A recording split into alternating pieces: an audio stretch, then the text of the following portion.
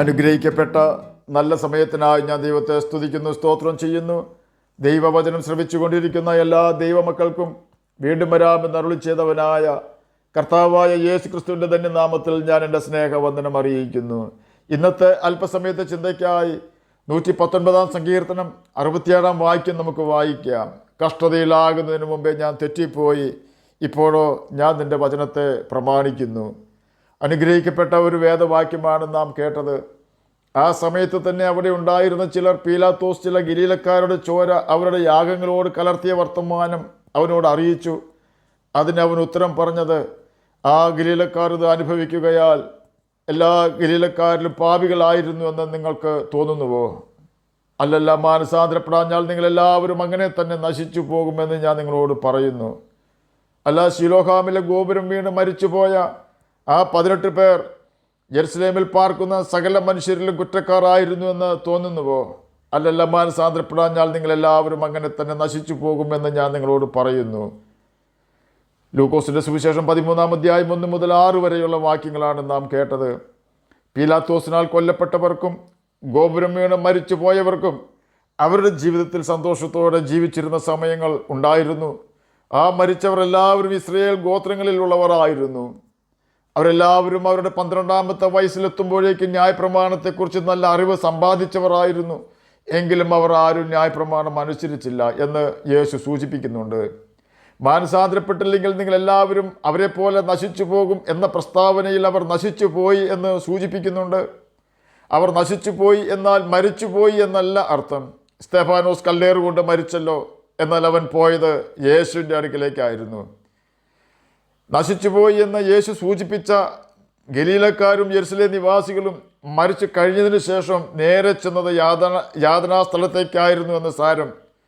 മരിച്ചതിന് ശേഷം മരിച്ച മനുഷ്യരുടെ ആത്മാക്കൾ ശുദ്ധീകരണ സ്ഥലത്ത് എത്തുമെന്നും ആ ആത്മാക്കൾക്ക് വേണ്ടി ഭൂമിയിലുള്ള വ്യക്തികൾ പ്രാർത്ഥിച്ചാൽ ദൈവം അവരെ ശുദ്ധീകരിച്ച് സ്വർഗത്തിൽ കൊണ്ടുപോകുമെന്നുള്ള പഠിപ്പിക്കലുകൾ ബൈബിളിലുള്ളതല്ല. ആ യാഥാർത്ഥ്യം മനസ്സിലാക്കുവാൻ ലൂക്കോസിൻ്റെ സുവിശേഷം 16 അധ്യായം 19 മുതൽ 31 വരെയുള്ള വാക്യങ്ങൾ നാം മനസ്സിരുത്തി മുൻവിധിയില്ലാതെ വായിച്ചാൽ മാത്രം മതിയാകും. നമുക്കത് മനസ്സിലാക്കുവാൻ കഴിയും. ആകയാൽ ബൈബിൾ വായിച്ച് യേശു അതിൽ എഴുതിപ്പിച്ചിരിക്കുന്ന കൽപ്പനകൾ അനുസരിച്ച് ജീവിച്ചിരിക്കുമ്പോൾ തന്നെ മാനസാന്തരപ്പെട്ട് യേശുവിൻ്റെ ആത്മാവിനെ പ്രാപിക്കേണ്ടതാകുന്നു. ക്രിസ്തുവിൻ്റെ ആത്മാവില്ലാത്തവൻ അവനുള്ളവനല്ല എന്ന് റോമർക്ക് എഴുതിയ ലേഖനം 8 അധ്യായം 9 വാക്യത്തിൽ രേഖപ്പെടുത്തിയിരിക്കുന്നു. നാം മാനസാന്തരപ്പെടാതെ മരിച്ചാൽ നമ്മിലുള്ള പാപനിമിത്തം മരണം നമ്മെ പിടിച്ചു വയ്ക്കുമെന്ന് ബൈബിൾ നമ്മെ പഠിപ്പിക്കുന്നുണ്ട്. മരണത്തിന് യേശുവിനെ പിടിച്ചു വയ്ക്കുന്നത് അസാധ്യമായിരുന്നു. അപ്പോസ്തല പ്രവൃത്തികൾ 2 അധ്യായം 24 വാക്യത്തിൽ ഇത് രേഖപ്പെടുത്തിയിരിക്കുന്നു. യേശുവിൽ പാപമില്ലാത്തതാണ് അതിന് കാരണം. നമ്മിൽ പാപമുണ്ടെങ്കിൽ മരണം നമ്മെ പിടിച്ചു വയ്ക്കും, തീർച്ച. ബൈബിൾ എഴുതിയത് മനുഷ്യരാണെങ്കിലും അതിൻ്റെ പിന്നിൽ പ്രവർത്തിക്കുകയും മനുഷ്യരെ കൊണ്ട് എഴുതിപ്പിക്കുകയും ചെയ്തത് പരിശുദ്ധാത്മാവാണ്. ആ യാഥാർത്ഥ്യം ബൈബിൾ തന്നെ സാക്ഷ്യം പറയുന്നുണ്ട്. തുടക്കം മുതൽ അവസാനം വരെ തുടർച്ചയായി ബൈബിൾ വായിക്കുന്ന ഏതൊരാൾക്കും ബൈബിൾ ദൈവാത്മാവിനാൽ എഴുതിയതാണെന്ന് മനസ്സിലാകും. സഭയുടെ നാഥനാണ് കർത്താവായ യേശു ക്രിസ്തു. അവൻ സഭയുടെ ആത്മീക വർധനയ്ക്കാണ് ബൈബിൾ തന്നത്. ബൈബിൾ സഭയല്ല, സഭയുടെ നാഥനാണ് തന്നതെന്ന് ഞാൻ വീണ്ടും പ്രസ്താവിക്കുകയാണ്. ഓർക്കുക, നാം വഞ്ചിക്കപ്പെടരുത്. 40-ലധികം എഴുത്തുകാർ 1500 വർഷങ്ങൾ കൊണ്ട് എഴുതി തീർത്ത 66 പുസ്തകങ്ങളുടെ സമാഹാരമായ ബൈബിൾ ഒരു എഴുത്തുകാരനാൽ എഴുതിയതുപോലെ ഇരിക്കുന്നതും എല്ലാ പുസ്തകങ്ങളും തമ്മിൽ അംഗീകരിക്കുന്നതും മനുഷ്യഹൃദയങ്ങളെ പാറ പോലെ കഠിനമായ ഹൃദയങ്ങളെ തന്നെ അലിയിപ്പിക്കുന്നതുമാണ്. മറ്റുള്ള ഏത് പുസ്തകം വായിച്ചാലും ആരും മാനസാന്തരപ്പെടുകയില്ല എന്ന് നാം മനസ്സിലാക്കണം. പാപം കൂടുതൽ ചെയ്തിട്ടേ ഉള്ളൂ മറ്റുള്ള പുസ്തകങ്ങൾ വായിച്ചു കഴിഞ്ഞാൽ. ആയതിനാൽ നാം ബൈബിൾ വായിച്ച് അതിലെ കൽപ്പനകൾ അനുസരിച്ചില്ല എങ്കിൽ നിത്യനാശത്തിൽ എത്തിച്ചേരും എന്നാണ് വേദനയോടെ കർത്താവായ യേശു ക്രിസ്തു ജനത്തോട് പറഞ്ഞത്. അത് നമുക്കും കൂടി ഉള്ള സന്ദേശമാണെന്നുള്ള യാഥാർത്ഥ്യം നാം മറന്നു പോകരുത്. വളരെ അനുഗ്രഹിക്കപ്പെട്ട ഒരു ബാലനായിരുന്നു ദാവീദ്. അവസരം കിട്ടുമ്പോഴല്ല, എല്ലാ സമയത്തും അവസരമുണ്ടാക്കി ദൈവത്തെ പാടി സ്തുതിക്കുന്നവനായിരുന്നു ദാവീദ്. ശൗലിൻ്റെ അഭിഷേകം നഷ്ടപ്പെട്ടപ്പോൾ ദൈവം ദാവീദിനെ അഭിഷേകം ചെയ്തു. കരടിയിൽ നിന്നും, സിംഹത്തിൽ നിന്നും, ഗോലിയാത്തിൽ നിന്നും, ശൗലിൽ നിന്നും ദൈവം ദാവീദിനെ രക്ഷിച്ചു. ഒരു പ്രതീക്ഷയുമില്ലാത്ത ഉന്നത പദവിയിൽ ദൈവം ദാവീദിനെ ഇസ്രയേലിൻ്റെ രാജസ്ഥാനത്തേക്ക് തന്നെ ഉയർത്തി. ജ്ഞാനത്തോടെ അവൻ ഇസ്രയേലിനെ മേയിച്ചു. ദൈവം തന്നെ ഇസ്രയേലിൻ്റെ രാജാവായി സ്ഥിരപ്പെടുത്തിയെന്ന് ദാവീദ് അറിഞ്ഞു. സകല ശത്രുക്കളെയും യഹോവ ദാവീദിൻ്റെ മുമ്പിൽ തോൽക്കുമാറാക്കി. സമാധാനത്തോടും സന്തോഷത്തോടും രാജാവായി രാജ്യം ഭരിക്കുമ്പോഴാണ് ദാവീദിൻ്റെ കണ്ണുകളെ തൻ്റെ ഹൃദയം പിന്തുടർന്നത്. ബത്ശേബയെ ഭാര്യയായി എടുക്കുന്നതിലും അവളുടെ ഭർത്താവിനെ കൊല ചെയ്യുന്നതിലും വരെ കാര്യങ്ങൾ ചെന്നെത്തി. ദൈവം നീതിമാനാകിയാൽ ദാവീദിനെ അവൻ്റെ ദേഹിയാത്മാവിൽ കഠിനമായി ശിക്ഷ കൊടുത്തു. ദാവീദ് അതൊട്ടും പ്രതീക്ഷിച്ചിരുന്നില്ല. ദൈവത്തിന് മുഖപക്ഷമില്ലാത്തവനാണ്. ആര് തെറ്റ് ചെയ്താലും ദൈവം ശിക്ഷിക്കും. കാരണം നാം നശിച്ചു പോകുന്നത് ദൈവത്തിന് സഹിക്കുവാൻ കഴിയുകയില്ല. അത്ര ഭയാനകമാണ് നരകത്തിലെ ജീവിതം. അതിന് മുന്നോടിയായി മരിക്കുമ്പോൾ തന്നെ യാതനാസ്ഥലത്തേക്ക് പോകേണ്ടി വരുന്നു. ഇസ്രയേലിൽ യാഗമില്ലാത്ത 2 പാപമാണ് വ്യഭിചാരവും കൊലപാതകവും. ഈ 2 പാപവും ദാവീദ് ചെയ്തു. ദൈവം അവനോട് കരുണ കാണിച്ചില്ലെങ്കിൽ ദാവീദിൻ്റെ ജീവിതം പ്രതിസന്ധിയിലാകുമായിരുന്നു. എന്നാൽ ദൈവം അവനോട് കരുണ കാണിച്ചു. നല്ല കാലം അവൻ്റെ ജീവിതത്തിൽ ദൈവം കൊടുത്തപ്പോൾ താൻ തന്നെ പറഞ്ഞ ഒരു വാക്കാണ്, ഞാൻ ഒരു നാളും കുലുങ്ങിപ്പോകുകയില്ല എന്ന് എൻ്റെ സുഖകാലത്ത് പറഞ്ഞുവെന്ന്. 30-ാം സങ്കീർത്തനം 6-ാം വാക്യത്തിൽ ഇത് രേഖപ്പെടുത്തിയിരിക്കുന്നു.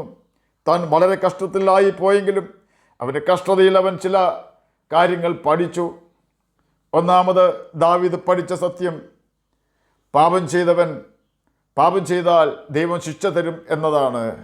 നമ്മുടെ ഓരോ സ്റ്റെപ്പും ദൈവം എണ്ണുന്നുണ്ട്. നാം എവിടെയെല്ലാം കാലുകൾ വയ്ക്കുന്നുണ്ട് എന്ന് ദൈവം അറിയുന്നു. കഷ്ടത വരുന്നതിന് മുമ്പേ ദാവീദ് തെറ്റിപ്പോയി.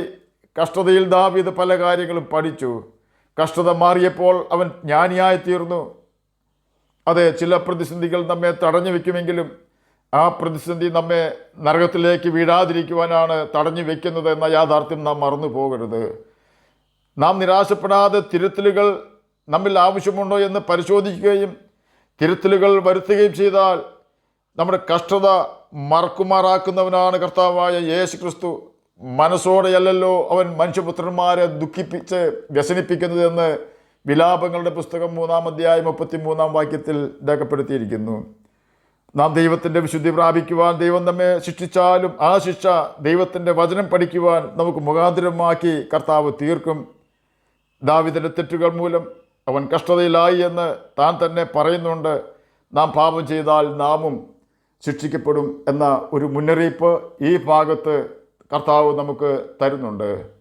കഷ്ടതയിലാകുന്നതിന് മുമ്പ് ദാവീദ് തെറ്റിപ്പോയി എന്ന് താൻ അംഗീകരിക്കുന്നു. നാമും നമ്മുടെ തെറ്റുകൾ അംഗീകരിക്കണമെന്ന് ഈ ഭാഗം നമ്മെ പഠിപ്പിക്കുന്നു. കഷ്ടതയിലാകുന്നതിന് മുമ്പേ ഞാൻ തെറ്റിപ്പോയി, ഇപ്പോഴോ ഞാൻ നിൻ്റെ വചനത്തെ പ്രമാണിക്കുന്നു എന്ന് സങ്കീർത്തനക്കാരൻ പറയുന്നു. നാമും തെറ്റിപ്പോകാതിരിക്കുവാൻ ദൈവത്തിൻ്റെ വചനം പ്രമാണിക്കണമെന്ന് ദൈവാത്മാവ് നമ്മെ ബുദ്ധി ഉപദേശിക്കുന്നു. ദൈവവചനം വായിക്കുമ്പോൾ മാത്രമാണ് നാം എങ്ങനെ ജീവിക്കണമെന്ന് മനസ്സിലാകുന്നത്. നാം എങ്ങനെ ജീവിക്കണമെന്ന് മനസ്സിലാകുമ്പോൾ മാത്രമാണ് നമുക്ക് തെറ്റുപറ്റാതെ ജീവിക്കുവാൻ സാധിക്കുന്നത്. നാം പ്രമാണം അനുസരിച്ച് ജീവിച്ച് ദൈവരാജ്യത്തിൽ പ്രവേശിക്കണമെന്ന് ദൈവത്തിൻ്റെ ആത്മാവ് നമ്മെക്കുറിച്ച് ആഗ്രഹിക്കുന്നു. അതിനുവേണ്ടിയാണ് പിതാവ് പുത്രനെ ഭൂമിയിലേക്ക് അയച്ചത്. അതിനുവേണ്ടിയാണ് കർത്താവായ യേശു ക്രിസ്തു നമുക്ക് വേണ്ടി നമ്മുടെ പാപവും ശാപവും ചുമന്നുകൊണ്ട് കാൽവരി ക്രൂശിൽ നമുക്ക് വേണ്ടി തകർക്കപ്പെട്ടതും അവൻ്റെ അവസാന തുള്ളി രക്തം വരെ നമുക്ക് വേണ്ടി ഊറ്റിത്തന്നതും. ആകയാൽ തെറ്റുപറ്റാത്ത കർത്താവിൻ്റെ സന്നിധിയിൽ വിശ്വസ്തയോടെ ജീവിച്ച് നമുക്ക് ലക്ഷ്യത്തിലെത്തുവാൻ ഉത്സാഹിക്കാം. അതിനായി നമുക്ക് ദൈവകൽപ്പനകൾ അനുസരിച്ച് ജീവിക്കുകയും ഭൂമിയിലെ സകല വഞ്ചനയിൽ നിന്നും, സാത്താൻ്റെ കെണിയിൽ നിന്നും, പാപത്തിൻ്റെ വലകളിൽ നിന്നും രക്ഷപ്പെട്ട് നമുക്ക് നിത്യജീവന് അവകാശികളായി തീരാം. അതിന് കർത്താവ് നമ്മെ സഹായിക്കട്ടെ എന്ന് പ്രാർത്ഥിച്ചുകൊണ്ട് ഞാൻ എൻ്റെ വാക്കുകളൊന്ന് വിരമിക്കുന്നു. നമുക്ക് പ്രാർത്ഥിക്കാം. ഞങ്ങളെ സ്നേഹിക്കുന്ന സ്വർഗീയ പിതാവേ, നല്ല വചനത്തിനായി ഇങ്ങനെ സ്തുതിക്കുന്നു, സ്തോത്രം ചെയ്യുന്നു. എന്നെ കേൾക്കുന്ന ഏതെങ്കിലും പ്രിയപ്പെട്ടവർ പാപത്താൽ കഷ്ടപ്പെടുന്നുവെങ്കിൽ അങ്ങ് അവർക്ക് പാപമോചനം കൊടുക്കുവാൻ തക്കവണ്ണം അങ്ങയുടെ പരിശുദ്ധാത്മാവിനെ അവർക്ക് അയച്ചു കൊടുക്കണമെന്ന് പ്രാർത്ഥിക്കുന്നു. എന്നെ കേൾക്കുന്ന ഏതെങ്കിലും പ്രിയപ്പെട്ടവർ രോഗത്താൽ ഭാരപ്പെടുന്നുവെങ്കിൽ അങ്ങ് അവർക്ക് സൗഖ്യം കൊടുക്കണമേ. പഠിക്കുന്ന കുഞ്ഞുങ്ങൾക്ക് പഠിക്കുവാനുള്ള ബുദ്ധിയും ജ്ഞാനവും ഓർമ്മശക്തിയും കൊടുക്കണമേ. ജോലിയില്ലാത്തവർക്ക് ജോലി കൊടുക്കണമേ. കടഭാരമുള്ളവരുടെ കടഭാരം മാറ്റി കൊടുക്കണമേ. പ്രാർത്ഥന കേട്ടതിനായി സ്തോത്രം. യേശുവിൻ്റെ നാമത്തിൽ തന്നെ ആമേൻ. കർത്താവ് എല്ലാവരെയും അനുഗ്രഹിക്കട്ടെ. സ്തോത്രം.